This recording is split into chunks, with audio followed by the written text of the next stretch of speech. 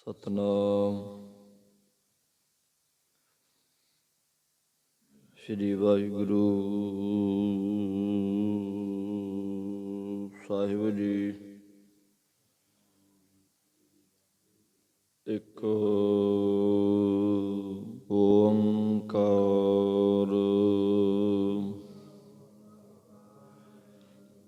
ਸਤਨਾਮ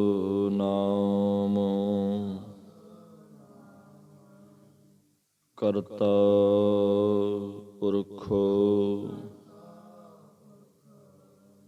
ਨਿਰਭਉ ਨਿਰਵੈਰ ਅਕਾਲ ਮੂਰਤ ਅਜੂਨੀ ਸੈਭੰ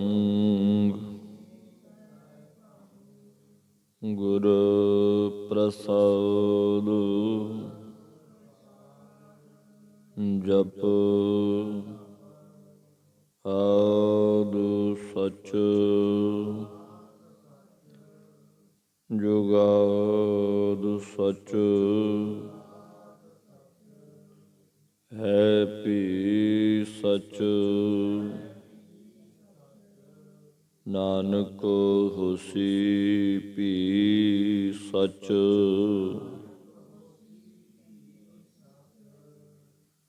ਵਾਹਿਗੁਰੂ ਵਾਹਿਗੁਰੂ ਵਾਹਿਗੁਰੂ ਵਾਹਿਗੁਰੂ ਵਾਹਿਗੁਰੂ। ਤੁਧ ਆਗੈ ਅਰਦਾਸ ਹਮਾਰੀ, ਜਿਉ ਪਿੰਡ ਸਭ ਕਹੋ ਨਾਨਕ ਸਭ ਤੇਰੀ ਵਡਿਆਈ। ਕੋਈ ਨਾਉ ਨਾ ਜਾਣੈ ਕਹੋ ਨਾਨਕ ਸਭ ਤੇਰੀ ਵਡਿਆਈ। ਕੋਈ ਨਾਉ ਨਾ ਜਾਣੈ। ਮੇਰਾ ਪਰਮ ਸਤਿਕਾਰਯੋਗ ਗੁਰੂ ਰੂਪ ਸਾਧ ਸੰਗਤ ਜੀ, ਵਾਹਿਗੁਰੂ ਜੀ ਕਾ ਖਾਲਸਾ ਵਾਹਿਗੁਰੂ ਜੀ ਕੀ ਫਤਿਹ। ਸਤਿਗੁਰਾਂ ਨੇ ਮਹਾਨ ਰਹਿਮਤ ਕਿਰਪਾ ਮਿਹਰ ਕੀਤੀ ਹੈ। ਅੰਮ੍ਰਿਤ ਵੇਲੇ ਦੇ ਸੁਭਾਗ ਸਮੇਂ ਬਖਸ਼ੇ ਨੇ। ਅਗਾਧ ਬੋਧ ਗੁਰਬਾਣੀ ਪੜ੍ਹਨ ਦੇ, ਸੁਣਨ ਦੇ, ਵਿਚਾਰਨ ਦੇ, ਸੇਵਾ ਸਿਮਰਨ ਕਰਨ ਦੇ, ਦਾਤੇ ਦੀ ਮਿਹਰ ਦਾ ਸਦਕਾ ਸੁਭਾਗੇ ਸਮੇਂ ਪ੍ਰਾਪਤ ਹੋਏ ਹਨ। ਭਾਈ ਜੋ ਵੀ ਰੱਬ ਦੇ ਪਿਆਰੇ ਸਮੂਹ ਮਾਈ ਭਾਈ ਸਮੇਂ ਦਾ ਲਾਹਾ ਲੈ ਰਹੇ ਹੋ, ਸਭ ਧੰਨਤਾ ਦੇ ਯੋਗ ਹੋ। ਜੋ ਆਪਣੇ ਰੱਬ ਵੱਲੋਂ ਮਿਲੇ ਹੋਏ ਸਵਾਸਾਂ ਨੂੰ, ਮਨੁੱਖਾ ਜਨਮ ਨੂੰ, ਸਮੇਂ ਨੂੰ ਸਤਿਗੁਰਾਂ ਦੇ ਸੱਚਖੰਡੀ ਦਰਬਾਰ ਦੀਆਂ ਹਾਜ਼ਰੀਆਂ ਭਰ ਕੇ ਸਫਲੇ ਕਰ ਰਹੇ ਹੋ। ਸੋ ਗੁਰਮੁਖੋ, ਜਿਤਨਾ ਕੁ ਸਮਾਂ ਸਤਿਗੁਰ ਬਖਸ਼ਦੇ ਨੇ, ਯਤਨ ਕਰੀਏ ਆਪਣੀਆਂ ਮਨ ਬਿਰਤੀਆਂ ਇਕਾਗਰ ਕਰਕੇ ਰੱਬ ਦੇ ਰਾਹ ਦੇ ਗਿਆਨ ਨੂੰ, ਨਾਮ ਬਾਣੀ ਦੇ ਭੋਜਨ ਨੂੰ ਹਿਰਦੇ ਵਸਾਈਏ। ਸਮਝ ਆਵੇ, ਸੋਝੀ ਆਵੇ ਗੁਰਬਾਣੀ ਚੋਂ। ਲੜੀਵਾਰ ਕਥਾ ਉਹਦੀ ਕਿਰਪਾ ਦੇ ਨਾਲ ਆਪਾਂ ਵਿਚਾਰ ਰਹੇ ਹਾਂ। ਸੋ ਗੁਰਮੁਖੋ ਸ਼ਰਧਾ ਭਾਵਨਾ ਦੇ ਨਾਲ ਜੁੜਨਾ ਕਰੋ ਜੀ। ਆਖੋ ਸਤਨਾਮ ਸ੍ਰੀ ਵਾਹਿਗੁਰੂ ਜੀ।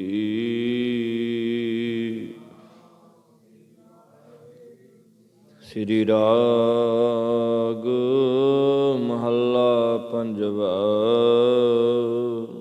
ਸਭੇ ਥੋਕ ਪ੍ਰਾਪਤੇ ਜੇ ਆਵੇ ਇੱਕ ਹੱਥ। ਪੰਚਮ ਪਾਤਸ਼ਾਹ।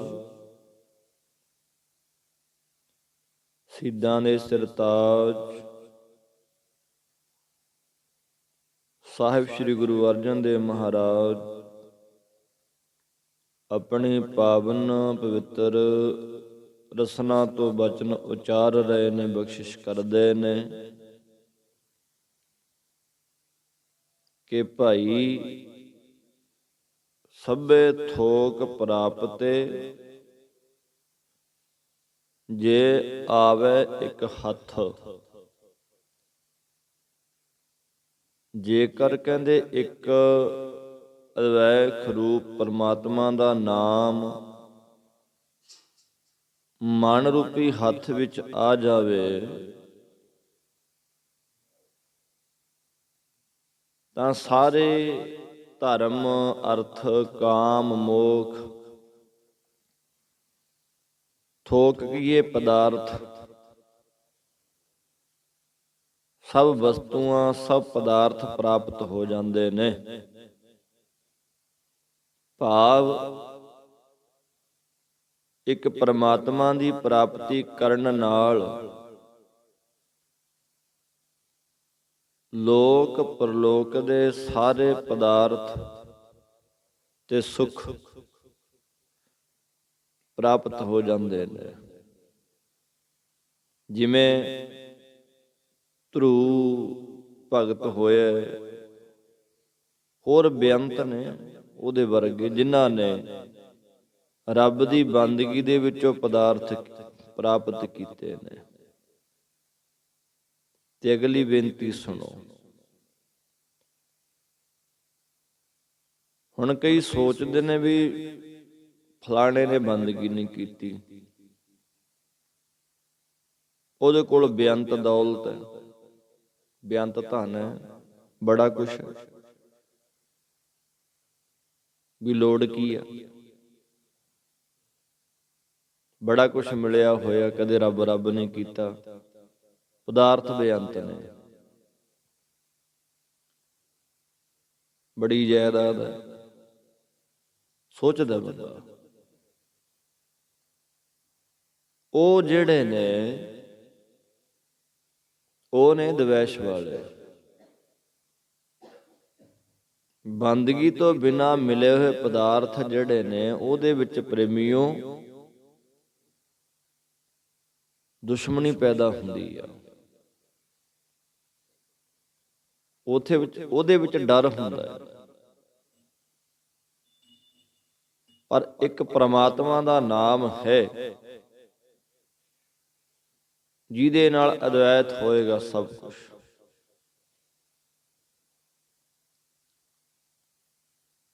ਸਭ ਮਿੱਤਰ ਹੋਣਗੇ ਨਾਮ ਨਾਲ। ਧਰੂ ਦੀ ਸਾਖੀ ਆਉਂਦੀ ਹੈ, ਕਹਿੰਦੇ ਮਨ ਤੇ ਸਤਰੂਪਾ ਦਾ ਪੁੱਤਰ ਰਾਜਾ ਉਤਾਨਪਦ ਹੋਇਆ। ਰਾਜਾ ਉਤਾਨਪਦ, ਉਹਦੀਆਂ ਸੁਨਤੀ ਤੇ ਸੁਰੁਚੀ ਨਾਮ ਦੀਆਂ ਦੋ ਰਾਣੀਆਂ ਸੀ। ਸੁਨਤੀ ਤੇ ਸੁਰੁਚੀ ਦੋ ਰਾਣੀਆਂ ਸੀ ਉਹਦੀਆਂ। ਸੁਨੀਤੀ ਜਿਹੜੀ ਸੀ ਉਹ ਸਿੱਧੇ ਸੁਭਾਅ ਵਾਲੀ ਸੀ, ਪਤੀਵ੍ਰਤਾ, ਰੱਬ ਨੂੰ ਮੰਨਣ ਵਾਲੀ, ਰੱਬ ਦੇ ਭੈ ਚ ਰਹਿਣ ਵਾਲੀ ਸੁਨੀਤੀ ਜਿਹੜੀ ਸੀ। ਪਰ ਜਿਹੜੀ ਸੁਰੁਚੀ ਸੀ ਉਹ ਕਾਮ ਕਲਾ ਚ ਨਿਪੁੰਨ, ਹਾਵ ਭਾਵ ਕਰਕੇ ਉਹਨੇ ਰਾਜੇ ਨੂੰ ਮੋਹਿਤ ਕੀਤਾ ਹੋਇਆ ਸੀ। ਬੜੀ ਚਤਰ ਸੀ, ਹੈ ਛੋਟੀ ਰਾਣੀ ਸੀ। ਉਹ ਆਪਣੀ ਚਤਰਾਈ ਨਾਲ ਉਹ ਪਟਰਾਣੀ ਬਣ ਗਈ। ਸੁਨੀਤੀ ਦੇ ਪੁੱਤਰ ਦਾ ਨਾਮ ਸੀ ਧਰੂ ਤੇ ਸਰੂਚੀ ਦਾ ਪੁੱਤਰ ਸੀ ਉੱਤਮ। ਧਰੂ ਦੀ ਉਮਰ 5 ਸਾਲਾਂ ਦੀ ਸੀ। ਕਹਿੰਦੇ ਇੱਕ ਦਿਨ ਉਹ ਬਾਲ ਸਖੀਆਂ ਨਾਲ ਖੇਡਦਾ ਖੇਡਦਾ ਰਾਜ ਸਭਾ ਦੇ ਵਿੱਚ ਜਾ ਬੈਠਾ। ਰਾਜ ਸਭਾ ਦੇ ਵਿੱਚ ਚਲਾ ਗਿਆ ਤੇ ਆਪਣੇ ਉਹ ਖੇਡਦਾ ਖੇਡਦਾ ਨਾ ਆਪਣੇ ਪਿਓ ਦੀ ਗੋਦੀ 'ਚ ਬਹਿ ਗਿਆ। ਉਤਾਨਪਦ ਰਾਜੇ ਦੀ ਗੋਦੀ 'ਚ ਬਹਿ ਗਿਆ ਜੀ, ਜਾ ਕੇ ਖੇਡਦਾ ਖੇਡਦਾ। ਬੱਚਾ ਸੀ ਤੇ ਗੁਰਮੁਖੋ ਜਿਹੜੀ ਸੁਰੂਚੀ ਸੀ ਨਾ, ਸੁਰੂਚੀ ਰਾਣੀ, ਉਹਨੇ ਆਪਣੀ ਸੌਕਣ ਕਹੀਏ ਉਹ ਸੁਨੀਤੀ ਦੇ ਪੁੱਤਰ ਧਰੂ ਨੂੰ ਜਦੋਂ ਰਾਜੇ ਦੀ ਗੋਦੀ 'ਚ ਬੈਠਿਆ ਵੇਖਿਆ, ਬੜਾ ਉਹਨੂੰ ਰੋਹ ਚੜਿਆ ਤੇ ਉਹਨੇ ਗੁੱਸੇ ਵਿੱਚ ਆ ਕੇ ਧਰੂ ਨੂੰ ਬਾਂਹ ਤੋਂ ਫੜ ਕੇ ਰਾਜੇ ਦੀ ਗੋਦੀ ਵਿੱਚੋਂ ਚੁੱਕ ਕੇ ਬਾਹਰ ਕੱਢਿਆ ਤੇ ਮੂੰਹ ਤੇ ਚਪੇੜਾਂ ਵੀ ਮਾਰੀਆਂ, ਬੋਲ ਕਬੋਲ ਵੀ ਬੋਲੇ ਤੇ ਕਹਿੰਦੀ, ਜੇ ਤੂੰ ਰਾਜੇ ਦੀ ਗੋਦੀ 'ਚ ਬਹਿਣਾ ਸੀ ਤਾਂ ਮੇਰੀ ਕੁੱਖੋਂ ਜਨਮ ਲੈਣਾ ਸੀ। ਆਖਣ ਲੱਗੀ ਤੇ ਧਰੂ ਜਿਹੜਾ ਸੀ ਪ੍ਰੇਮੀਓ ਰੋਂਦਾ ਰੋਂਦਾ ਆਪਣੀ ਮਾਂ ਦੇ ਕੋਲ ਹਟਕੋਰੇ ਲੈਂਦਾ ਗਿਆ। ਮਾਂ ਨੂੰ ਜਾ ਕੇ ਪੁੱਛਣ ਲੱਗਾ, ਮਾਂ ਅੱਜ ਮੈਨੂੰ ਮੇਰੀ ਛੋਟੀ ਮਾਤਾ ਨੇ ਚਪੇੜਾਂ ਮਾਰੀਆਂ ਨੇ, ਮੇਰੇ ਪਿਤਾ ਦੀ ਗੋਦੀ 'ਚੋਂ ਮੈਨੂੰ ਅਪਮਾਨਿਤ ਕਰਕੇ ਕੱਢਿਆ।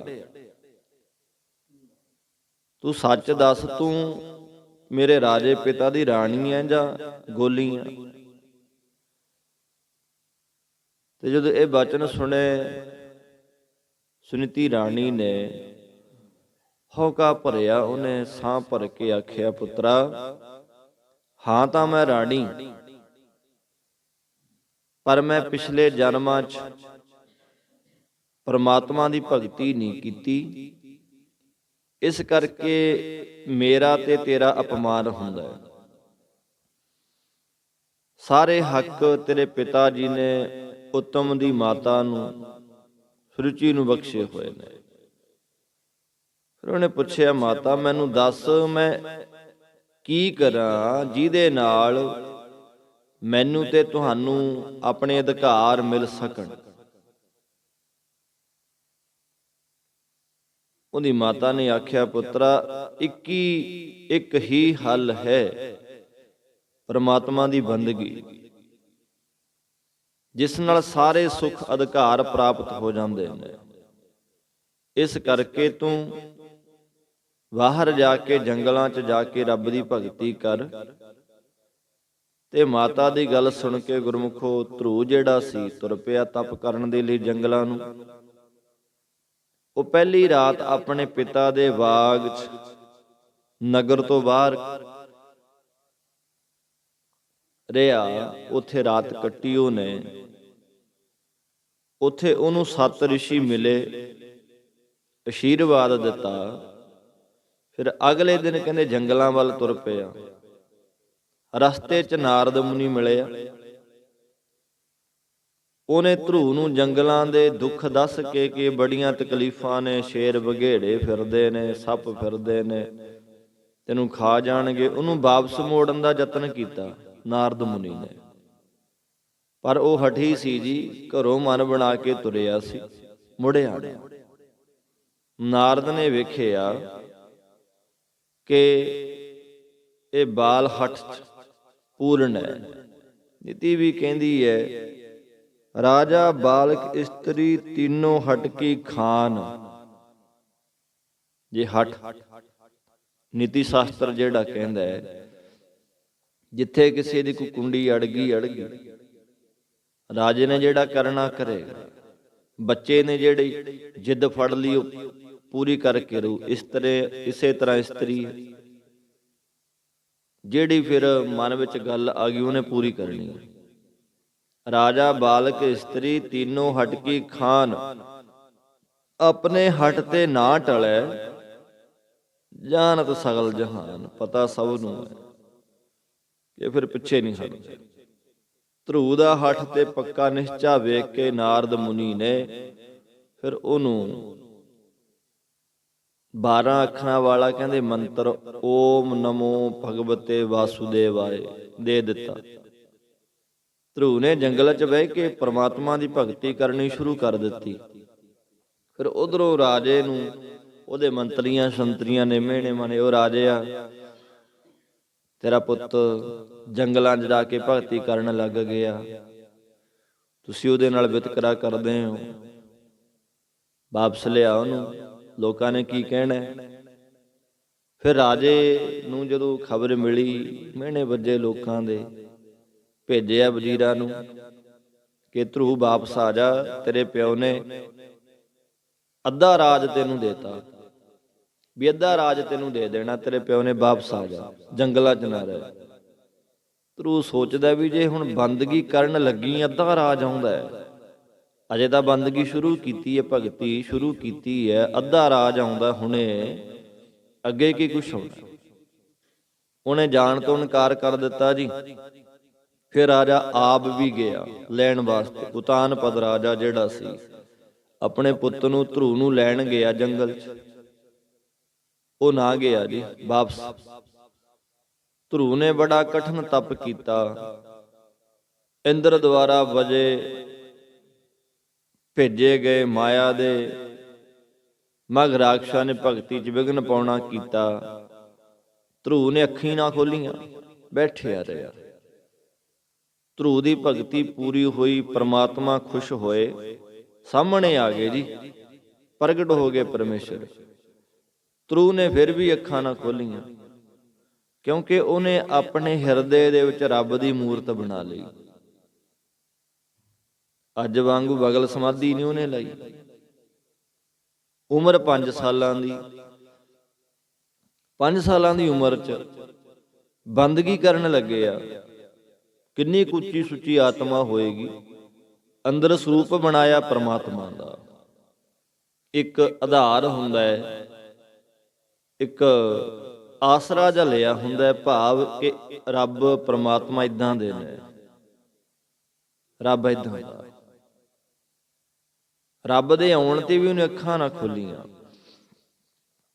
ਤੇ ਫਿਰ ਪਰਮੇਸ਼ਰ ਨੇ ਕਿਆ ਕੀਤਾ, ਜਿਹੜਾ ਉਹਦੇ ਮਨ ਦੇ ਵਿੱਚ ਸਰੂਪ ਬਣਿਆ ਸੀ ਨਾ ਰੱਬ ਦਾ, ਆਪਣਾ ਉਹਦਾ ਪਰਮੇਸ਼ਰ ਦਾ, ਉਹ ਅਲੋਪ ਕਰ ਦਿੱਤਾ। ਫਿਰ ਧਰੂ ਦੇ ਮਨ ਚੋਂ, ਉਹਦੇ ਸੰਕਲਪ ਚੋਂ ਜਦੋਂ ਪਰਮੇਸ਼ਰ ਦਾ ਸਰੂਪ ਉੱਡਿਆ, ਫਿਰ ਉਹਨੇ ਅੱਖਾਂ ਖੋਲੀਆਂ। ਫਿਰ ਰੱਬ ਦੇ ਦਰਸ਼ਨ ਕੀਤੇ, ਚਰਨੀ ਲਿਪਟ ਗਿਆ ਤੇ ਪਰਮਾਤਮਾ ਦੀ ਉਪਮਾ ਕੀਤੀ। ਪਰਮਾਤਮਾ ਨੇ ਪ੍ਰਸੰਨ ਹੋ ਕੇ ਜੀ ਫਿਰ ਧਰੂ ਨੂੰ ਕਹਿੰਦੇ ਨੇ 36,000 ਸਾਲ ਰਾਜ ਕਰਨ ਦਾ ਵਰ ਦਿੱਤਾ, ਤੇ ਫਿਰ ਆਪਣੇ ਹਜੂਰ ਅਟਲ ਪਦਵੀ ਪਾਉਣ ਦਾ ਵਰਦਾਨ ਦਿੱਤਾ। ਬੱਚਿਆਂ ਵਾਲਾ ਹਠ ਕਰਨਾ, ਉਹਦੇ ਨਿਸ਼ਚੇ ਨੂੰ ਫਲ ਲੱਗਿਆ। ਨਿਸ਼ਚੇ ਨਾਰਦ ਦੀ ਪ੍ਰੇਰਣਾ ਨਾਲ ਰਾਜੇ ਉਤਾਨਪਦ ਨੇ ਧਰੂ ਨੂੰ ਸੱਦ ਕੇ ਰਾਜ ਸੌਂਪ ਦਿੱਤਾ। ਤੇ ਉੱਤਮ ਦੀ ਜੱਸਾ, ਉਹਦੀ ਮਤਰੇਈ ਮਾਂ ਦਾ ਜਿਹੜਾ ਪੁੱਤਰ ਸੀ ਉੱਤਮ, ਉਹਦੀ ਜੱਸਾ ਨਾਲ ਲੜਾਈ ਲੜਦਿਆਂ ਮੌਤ ਹੋ ਗਈ। ਧਰੂ ਨੇ ਫਿਰ 80,000 ਜੱਸਾਂ ਨੂੰ ਮਾਰ ਕੇ ਆਪਣੇ ਭਰਾ ਦੀ ਮੌਤ ਦਾ ਬਦਲਾ ਵੀ ਲਿਆ। 36,000 ਸਾਲ ਰਾਜ ਕਰਕੇ ਰੱਬ ਦੇ ਦਰ ਤੇ ਅਟਲ ਪਦਵੀ ਪ੍ਰਾਪਤ ਕੀਤੀ ਹੈ ਜੀ ਉਹਨੇ। ਅੱਜ ਵੀ ਲੋਕੀ ਉਹਨੂੰ ਧਰੂ ਦੇ ਰੂਪ ਚ ਯਾਦ ਕਰਦੇ ਨੇ। ਮਹਾਰਾਜ ਨੇ ਵਡਿਆਈ ਲਿਖੀ ਆ ਬਾਣੀ ਦੇ ਵਿੱਚ ਧਰੂ ਭਗਤ ਦੀ। ਗੁਰੂ ਨਾਨਕ ਸਾਹਿਬ ਗਏ ਨੇ ਨਾ ਜਦੋਂ ਸੱਚਖੰਡ ਜੀ, ਆਉਂਦੇ ਫਿਰ ਧਰੂ ਨੂੰ ਮਿਲੇ, ਧਰੂ ਨੂੰ ਮਿਲੇ ਗੁਰੂ ਨਾਨਕ ਮਹਾਰਾਜ। ਧਰੂ ਭਗਤ ਜਿਹੜਾ ਹੈ ਸੱਚਖੰਡ ਦੇ ਦਰਵਾਜ਼ੇ ਤੇ ਬੈਠੇ ਆ, ਸੱਚਖੰਡ ਦੇ।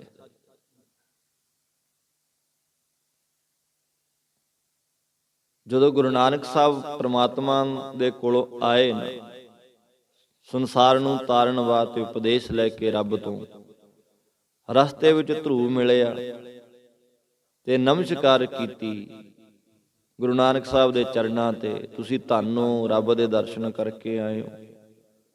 ਤੇ ਗੁਰੂ ਨਾਨਕ ਸਾਹਿਬ ਆਖਣ ਲੱਗੇ, ਭਗਤ ਜੀ ਤੁਹਾਡੀ ਭਗਤੀ ਨੂੰ, ਤੁਹਾਡੇ ਨਿਸ਼ਚੇ ਨੂੰ ਫਲ ਲੱਗਿਆ, ਨਿਸ਼ਚੇ ਨੂੰ, ਤਾਂ ਤੁਸੀਂ ਇੱਥੇ ਬੈਠੇ ਹੋ ਸੱਚਖੰਡ ਦੇ ਦਰਵਾਜ਼ੇ 'ਚ। ਹੁਣ ਕੋਈ ਸ਼ੰਕਾ ਨਾ ਕਰੇ, ਗੁਰਬਾਣੀ ਕਹਿੰਦੀ ਹੈ, ਪਾਂਚ ਬਰਖ ਕੋ ਅਨਾਥ ਧਰੂ ਬਾਰਕ, ਹਰ ਸਿਮਰਤ ਅਮਰ ਅਟਾਰੇ। ਨਾ ਤਾਂ ਇੰਦਰਪੁਰੀ ਅਮਰ ਹੈ, ਨਾ ਸ਼ਿਵਪੁਰੀ ਅਮਰ ਹੈ, ਨਾ ਵਿਸ਼ਨਪੁਰੀ ਅਮਰ ਹੈ, ਨਾ ਬ੍ਰਹਮਪੁਰੀ ਅਮਰ ਹੈ ਜੀ। ਇਹ ਜਿੰਨੀਆਂ ਵੀ ਪੁਰੀਆਂ ਨੇ ਸਭ ਖਤਮ ਹੋਣਗੀਆਂ, ਨਾਸ ਹੋ ਜਾਣੀਆਂ ਨੇ, ਖਤਮ ਹੋਣਗੀਆਂ। ਇੱਕ ਧਰੂ ਹੈ, ਧਰੂ ਭਗਤ ਜੀ ਦੀ ਪੁਰੀ ਅਮਰ ਹੈ, ਜਿਹੜਾ ਸਦਾ ਹੀ ਅਮਰ ਹੈ। ਗੁਰੂ ਨਾਨਕ ਸਾਹਿਬ ਆਖਣ ਲੱਗੇ, ਭਗਤ ਜੀ ਤੁਹਾਡੇ ਨਿਸ਼ਚੇ ਨੂੰ ਫਲ ਲੱਗਿਆ, ਨਿਸ਼ਚੇ ਨੂੰ। ਬ੍ਰਹਮਪੁਰੀ ਨੇਚਲ ਨਹੀਂ ਰਹਿਣਾ, ਇੰਦਰਪੁਰੀ ਨੇਚਲ ਨਹੀਂ ਰਹਿਣਾ, ਸ਼ਿਵਪੁਰੀ ਗਾ ਹੋਏਗਾ ਕਾਲਾ, ਤ੍ਰੈ ਗੁਣ ਮਾਇਆ ਬਿਨ ਸਬਤਾਲਾ। ਬਾਣੀ ਕਹਿ ਰਹੀ ਆ, ਕੋਈ ਪੁਰੀ ਨਹੀਂ ਰਹਿਣੀ ਜੀ। ਸਭ ਬ੍ਰਹਮ ਮਹੇਸ਼ਰ ਵਿਸ਼ਨ ਸੱਚੀ ਪਤ ਅੰਤ, ਫਸੇ ਜਮ ਫਾਸ ਫਰੇਂਗੇ। ਜਮਾਂ ਦੀ ਫਾਹੀ ਚ ਨੇ, ਉਹਨਾਂ ਨੇ ਇੱਕ ਦਿਨ ਖਤਮ ਹੋਣੀ ਹੋਣਾ। ਇੱਕ ਧਰੂ ਹੈ ਜਿਹਦਾ ਦੁਆਰਾ ਜਿਹਦੀ ਪੁਰੀ ਅਮਰ ਹੋ ਗਈ। ਕਿਉਂ? ਉਹ ਸੱਚਖੰਡ ਦੇ ਦਰਵਾਜ਼ੇ 'ਚ ਬੈਠੇ ਆ। ਬਾਣੀ ਦਾ ਫਰਮਾਨ ਹੈ ਮਾਰੂ ਰਾਗ ਦੇ ਵਿੱਚ, ਪਾਂਚ ਬਰਖ ਕੋ ਅਨਾਥ ਧਰੂ ਬਾਰਕ, ਹਰ ਸਿਮਰਤ ਅਮਰ ਅਟਾਰੇ। ਉਹਦੇ ਨਿਸ਼ਚੇ ਨੂੰ ਫਲ ਲੱਗਿਆ। ਗੁਰੂ ਨਾਨਕ ਸਾਹਿਬ ਆਖਣ ਲੱਗੇ, ਭਗਤ ਜੀ ਤੁਹਾਡੀ ਅੰਦਰ ਦੀ ਜਿਹੜੀ ਲਗਨ ਸੀ, ਨਿਸ਼ਚਾ ਸੀ, ਨਿਸ਼ਚਾ ਕੀਤਾ ਰੱਬ ਦੀ ਬੰਦਗੀ ਤੇ ਇਤਨੀ ਛੋਟੀ ਉਮਰ ਦੇ ਵਿੱਚ, ਤਾਂ ਤੁਹਾਡੀ ਪੁਰੀ ਜਿਹੜੀ ਅਮਰ ਹੋ ਗਈ। ਰੱਬ ਦੇ ਚਰਨਾਂ 'ਚ ਬਹਿ ਗਏ, ਸੱਚਖੰਡ ਦੇ ਦਰਵਾਜ਼ੇ 'ਚ ਬੈਠਿਆ ਧਰੂ, ਤਾਂ ਉਹਦੀ ਪੁਰੀ ਜਿਹੜੀ ਹੈ, ਜਿੱਥੇ ਉਹ ਰਹਿੰਦਾ ਅੱਜ ਵੀ ਅਮਰ ਹੈ, ਸੱਚਖੰਡ ਦੇ ਦਰਵਾਜ਼ੇ। ਧਰੂ ਕੋ ਮਿਲਿਆ ਹਰ ਨਿਸੰਗ, ਰੱਬ ਮਿਲਿਆ ਜੀ। ਨਿਸ਼ਚੇ ਨੂੰ ਫਲ ਲੱਗਣਾ, ਬੰਦਗੀ ਦੇ ਵਿੱਚ ਇਹ ਬਰਕਤ ਹੈ ਕਿ ਉਹਨੂੰ ਮਾਤਲੋਕ 'ਚ ਰਹਿੰਦੇ ਰਹਿੰਦੇ ਨੂੰ ਅਮਰਪੁਰੀ ਮਿਲ ਗਈ। ਅਮਰਪੁਰੀ ਰੱਬ ਦੇ ਚਰਨਾਂ 'ਚ। ਸੋ ਭਾਈ ਗੁਰਦਾਸ ਜੀ ਨੇ ਵੀ ਇਸੇ ਤਰ੍ਹਾਂ ਆਪਣੀ ਵਾਰ ਦੇ ਵਿੱਚ ਲਿਖਣਾ ਕੀਤਾ ਧਰੂ ਭਗਤ ਬਾਰੇ। ਕਹਿੰਦੇ, ਧਰੂ ਹੱਸਦਾ ਘਰ ਆਇਆ, ਕਰ ਪਿਆਰ ਪਿਓ ਕੁਛੜ ਲੀਤਾ। ਹੱਸਦਾ ਹੱਸਦਾ ਘਰੇ ਆਇਆ ਨਾ, ਕਹਿੰਦੇ ਪਿਓ ਨੇ ਪਿਆਰ ਕੀਤਾ, ਆਪਣੀ ਕੁਛੜ ਗੋਦ ਵਿੱਚ ਬਿਠਾ ਲਿਆ, ਬਾਹੋਂ ਪਕੜ ਉਠਾ ਲਿਆ, ਮਨ ਵਿੱਚ ਰੋਸ ਮਤਰੇਈ ਕੀਤਾ, ਬਾਂਹ ਤੋਂ ਪਕੜ ਕੇ ਖੜਾ ਕਰ ਦਿੱਤਾ ਧਰੂ ਨੂੰ। ਮਤਰੇਈ ਮਾਂ ਨੇ ਰੋਸ ਕੀਤਾ, ਡੱਢੋਲ ਕਾ ਮਾਂ ਪੁੱਛੈ, ਤੂੰ ਸਾਬਾਣੀ ਹੈ ਕਿ ਸਰੀਤਾ। ਤੇ ਉਹ ਰੋਂਦਾ ਰੋਂਦਾ ਫਿਰ ਆਪਣੀ ਮਾਂ ਨੂੰ ਪੁੱਛਦਾ ਕਿ ਮਾਂ ਤੂੰ ਰਾਣੀ ਹੈ ਜਾਂ ਸਰੀਤਾ ਕਹੀਏ ਗੋਲੀ, ਨੌਕਰਾਣੀ। ਸਭਾਣੀ ਹਾਂ ਜਨਮ ਦੀ, ਨਾਮ ਨਾ ਭਗਤੀ ਕਰਮ ਦ੍ਰਿੜਤਾ। ਕਹਿੰਦੇ ਮੈਂ ਹਾਂ ਰਾਣੀ ਪੁੱਤਰਾ, ਪਰ ਮੈਂ ਭਗਤੀ ਨਹੀਂ ਕੀਤੀ ਰੱਬ ਦੀ। ਫਿਰ ਧਰੂ ਪੁੱਛਦਾ, ਮਾਤਾ ਕਿਸ ਉਦਮ ਤੇ ਰਾਜ ਮਿਲੈ, ਸਤਰੂ ਤੇ ਹੋਵਨ ਸਭ ਮੀਤਾ। ਜਿਹੜਾ ਧੱਕੇ ਨਾਲ ਬੰਦਾ ਰਾਜ ਲੈਂਦਾ ਨਾ, ਖੋਹਦਾ ਹੈ, ਜ਼ਮੀਨ ਜਾਇਦਾਦ ਲਾ ਲਓ, ਝੂਠ ਫਰੇਬ ਨਾਲ ਲਾ ਲਓ, ਉਹਦੇ ਨਾਲ ਦੁਸ਼ਮਣ ਪੈਦਾ ਹੋਣਗੇ। ਧਰੂ ਕਹਿੰਦਾ ਮਾਂ ਉਦਮ ਕੀ ਕਰਾਂ, ਯਤਨ ਕੀ ਕਰਾਂ, ਜਿਹੜੇ ਮੇਰੇ ਸ਼ਤਰੂ ਬਣੇ ਹੋਏ ਨੇ, ਮੇਰੇ ਦੁਸ਼ਮਣ ਜਿਹੜੇ ਬਣੇ ਹੋਏ ਨੇ, ਉਹ ਸਾਰੇ ਮਿੱਤਰ ਬਣ ਜਾਣ, ਮੈਨੂੰ ਪਿਆਰ ਕਰਨ। ਉਹ ਮਾਂ ਆਖਣ ਲੱਗੀ, ਪੁੱਤਰ ਪਰਮੇਸ਼ਰ ਆਰਾਧੀ ਹੈ, ਜਿੱਦੂ ਹੋਈਏ ਪਤਤ ਪਨੀਤਾ। ਇੱਕ ਰੱਬ ਦੀ ਬੰਦਗੀ ਹੀ ਸਾਧਨ ਹੈ ਜੀ ਤੋਂ ਸਾਰੇ ਮਿੱਤਰ ਬਣ ਜਾਣਗੇ। ਇੱਕ ਰੱਬ ਦੀ ਬੰਦਗੀ ਵਿੱਚ ਲਿਆ ਹੋਇਆ ਰਾਜ ਜਿਹੜਾ ਜੀ, ਉੱਥੇ ਸਾਰੇ ਮਿੱਤਰ ਹੋਣਗੇ, ਦੋਸਤ ਹੋਣਗੇ। ਜਿਹੜਾ ਬੰਦਾ ਧੱਕੇ ਨਾਲ ਜਾਂ ਲੜਕੇ ਜਾਂ ਖੋਹਦਾ ਹੈ, ਝੂਠ ਫਰੇਬ ਨਾਲ ਰਾਜ ਭਾਗ ਜ਼ਮੀਨ ਜਾਇਦਾਦ, ਉੱਥੇ ਦੁਸ਼ਮਣ ਪੈਦਾ ਹੁੰਦੇ ਆ। ਜਿਹੜੇ ਨਾਲ ਨੇ ਪੈਸੇ ਦੇ ਚੱਟੜੇ, ਉਹ ਤਾਂ ਚਲੋ ਰਹਿਣਗੇ ਚਾਰ ਛਿਲੜਾਂ ਦੇ ਲਾਲਚ ਵਿੱਚ, ਪਰ ਕਈ ਦੁਸ਼ਮਣ ਹੋਣਗੇ। ਸਾਡਾ ਰਾਜ ਭਾਗ ਖੋਇਆ ਇਹਨੇ, ਸਾਡੀ ਜ਼ਮੀਨ ਖੋਈ ਆ। ਇੱਕ ਰੱਬ ਦੀ ਬੰਦਗੀ। ਉਹ ਕਹਿੰਦੇ ਪਰਮੇਸ਼ਰ ਆਰਾਧੀਏ, ਜਿੱਦੂ ਹੋਈਏ ਪਤਤ ਪਨੀਤਾ। ਫਿਰ ਕਹਿੰਦੇ ਭਾਈ ਬਾਹਰ ਚੱਲਿਆ ਕਰਨ ਤਪ, ਮਨ ਵੈਰਾਗੀ ਹੋਏ ਅਤੀਤਾ। ਬਾਹਰ ਚੱਲ ਪਿਆ ਪ੍ਰਬੰਧਗੀ ਕਰਨ ਦੇ ਲਈ, ਮਨ ਵੈਰਾਗੀ ਹੋ ਗਿਆ। ਨਾਰਦ ਮੁਨ ਉਪਦੇਸਿਆ, ਨਾਮ ਨਿਧਾਨ ਅਮਿਓ ਰਸ ਪੀਤਾ। ਨਾਰਦ ਨੂੰ ਗੁਰੂ ਧਾਰਿਆ, ਨਾਮ ਨਿਧਾਨ ਅਮਿਓ ਰਸ ਪੀਤਾ। ਨਾਮ ਦਾ ਖਜ਼ਾਨਾ ਪ੍ਰਾਪਤ ਹੋਇਆ, ਰੱਬ ਦੀ ਬੰਦਗੀ ਦਾ ਰਸ ਜਿਹੜਾ ਸੀ ਪੀਣਾ ਕੀਤਾ। ਪਿੱਛੋਂ ਰਾਜੇ ਸੱਦਿਆ, ਅਵਚਲ ਰਾਜ ਕਰੋ ਨਿਤ ਨੀਤਾ। ਪਿੱਛੋਂ ਰਾਜੇ ਨੂੰ ਜਦੋਂ ਮਿਹਣੇ ਮਾਰੇ ਲੋਕਾਂ ਨੇ, ਫਿਰ ਉਹਨੂੰ ਸੱਦਿਆ, ਪੁੱਤਰ ਆ ਜਾ, ਅੱਧਾ ਰਾਜ ਲੈ ਲਾ। ਪਰ ਹਾਰ ਚਲੇ ਗੁਰਮੁਖ ਜਗ ਜੀਤਾ। ਉਹ ਹਾਰ ਕੇ ਘਰਾਂ ਨੂੰ ਤੁਰ ਗਏ, ਧਰੂ ਵਾਪਸ ਨਹੀਂ ਗਿਆ। ਗੁਰਮੁਖ ਜਗ ਜੀਤਾ, ਉਹ ਗੁਰਮੁਖ ਬਣਿਆ ਰਿਹਾ, ਉਹਦੇ ਨੀਚੇ ਨੂੰ ਫਲ ਲੱਗਿਆ। ਤੇ ਗੁਰਮੁਖੋ, ਨੀਚੇ ਦੇ ਵਿੱਚ ਹੀ ਸਭ ਕੁਝ ਮਿਲਣਾ ਹੈ। ਮਹਾਰਾਜ ਕਹਿੰਦੇ ਜਿਸ ਨਾਮ ਹਿਰਦੈ ਸੋਈ ਵਡ ਰਾਜਾ, ਜਿਸ ਨਾਮ ਹਿਰਦੈ ਤਿਸ ਪੂਰੇ ਕਾਜਾ। ਇੱਕ ਨਾਮ ਨਾਲ ਹੀ ਸਭ ਦੋਸਤ ਮਿੱਤਰ ਹੋਣਗੇ, ਬੰਦਗੀ ਨਾਲ। ਕਿਉਂਕਿ ਜਿਹੜੇ ਨਾਮ ਬਾਣੀ ਵਾਲੇ ਆ ਨਾ ਜੀ, ਨਾਮ ਬਾਣੀ ਵਾਲੇ, ਉਹ ਕਦੇ ਵੀ ਆਪਣੇ ਮਨ ਵਿੱਚ ਕਿਸੇ ਦੇ ਪ੍ਰਤੀ ਰੋਸ ਨਹੀਂ ਰੱਖਦੇ, ਦਵੈਸ਼ ਨਹੀਂ ਰੱਖਣਗੇ ਅੰਦਰ, ਜਿਹੜੇ ਨਾਮ ਬਾਣੀ ਵਾਲੇ ਨੇ। ਚਲੋ ਲੋਕ ਲੱਖ ਰੱਖੀ ਜਾਣ, ਲੱਖ ਕਰੋੜ ਕੱਢਣ, ਬੰਦਗੀ ਵਾਲੀ ਰੂਹ ਇਹ ਚੀਜ਼ ਨਹੀਂ ਰੱਖਦੀ। ਕੋਈ ਕਰਦਾ ਕਰਨ ਦਿਓ, ਹੌਲੀ ਹੌਲੀ ਉਹਨੂੰ ਵੀ ਸਮਝ ਆ ਜਾਂਦੀ ਹੈ, ਉਹ ਵੀ ਹਟ ਜਾਂਦਾ ਹੈ। ਇੱਕ ਨਾਮ ਬਾਣੀ ਨਾਲ ਇਹ ਕਿਰਪਾ ਹੁੰਦੀ ਆ, ਨਾਮ ਬਾਣੀ ਨਾਲ ਸਭ ਮਿੱਤਰ ਬਣ ਜਾਂਦੇ ਨੇ। ਜਨਮ ਪਦਾਰਥ ਸਫਲ ਹੈ, ਜੇ ਸੱਚਾ ਸ਼ਬਦ ਕਥ। ਭਾਈ ਤੇਰਾ ਇਹ ਮਨੁੱਖਾ ਜਨਮ ਰੂਪੀ ਪਦਾਰਥ ਜਿਹੜਾ ਹੈ ਸਫਲ ਹੋ ਜਾਏਗਾ, ਜੇਕਰ ਸੱਚੇ ਸਤਿਗੁਰਾਂ ਦੇ ਸ਼ਬਦ ਦਾ ਕਥਨ ਕਰੇਗਾ, ਭਾਵ ਸ਼ਬਦ ਦੁਆਰਾ ਉਸ ਪਰਮਾਤਮਾ ਦੀ ਉਪਮਾ ਕਰੇਗਾ। ਮਿਲਿਆ ਹੋਇਆ ਜਨਮ ਪਦਾਰਥ ਜੀਤ, ਆ ਜਨਮ ਪਦਾਰਥ ਜਿਹੜਾ ਮਨੁੱਖਾ ਜਨਮ ਪਵਿੱਤਰ ਹੋ ਜਾਣਾ ਜਦੋਂ ਬੰਦਾ ਜੇ ਸੱਚਾ ਸ਼ਬਦ ਕਥ, ਗੁਰੂ ਦੇ ਸੱਚੇ ਸ਼ਬਦ ਦਾ ਕਥਨ ਕਰੇਗਾ, ਉਪਮਾ ਕਰੇਗਾ। ਗੁਰ ਤੇ ਮਹਿਲ ਪ੍ਰਾਪਤੇ, ਜਿਸ ਲਿਖਿਆ ਹੋਵੈ ਮਥ। ਕਹਿੰਦੇ ਉਹਨੂੰ ਗੁਰਾਂ ਦੁਆਰਾ ਮਹਿਲ ਸਰੂਪ ਭਾਵ ਤੁਰੀਆ ਪਦ ਦੀ ਪ੍ਰਾਪਤੀ ਹੁੰਦੀ ਆ, ਜਿਹਦੇ ਮੱਥੇ ਉੱਤੇ ਪੁਰਬਲੇ ਕਰਮਾਂ ਦਾ ਸਦਕਾ ਲੇਖ ਲਿਖਿਆ ਹੋਵੇ।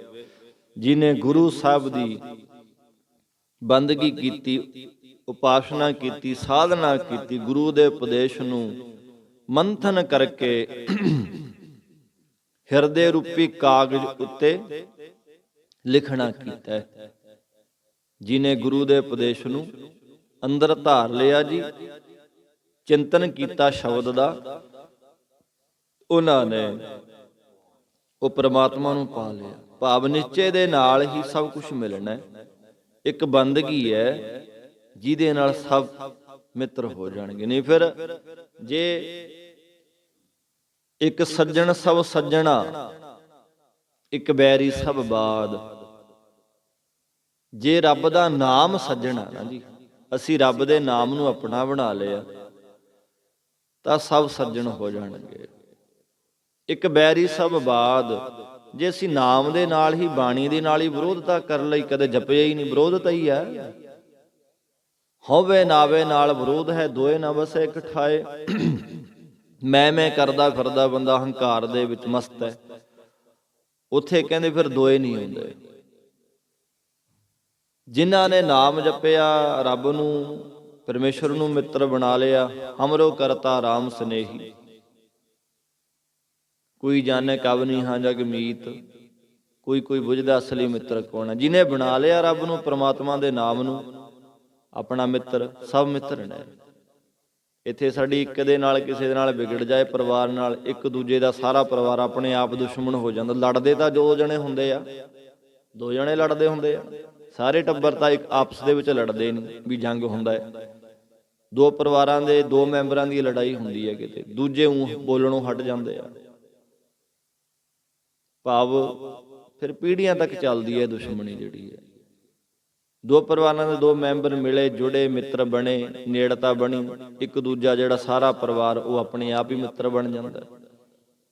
ਇੱਕ ਸੱਜਣ ਸਭ ਸੱਜਣਾ, ਇੱਕ ਬੈਰੀ ਸਭ ਬਾਦ। ਜੇ ਰੱਬ ਨਾਲ ਵਿਰੋਧਤਾ ਕੀਤੀ ਹੋਈ ਆ, ਬੰਦਗੀ ਨਹੀਂ ਪ੍ਰੇਮੀਓ, ਸਾਰੇ ਫਿਰ ਦੁਸ਼ਮਣ ਬਣ ਜਾਣਗੇ। ਆ ਜਿੰਨੇ ਵੀ ਰਸ ਨੇ, ਇਸ ਕਰਕੇ ਯਤਨ ਕਰੀਏ, ਬਾਣੀ ਨੂੰ, ਨਾਮ ਨੂੰ ਆਪਣਾ ਮਿੱਤਰ ਬਣਾਈਏ ਭਾਈ।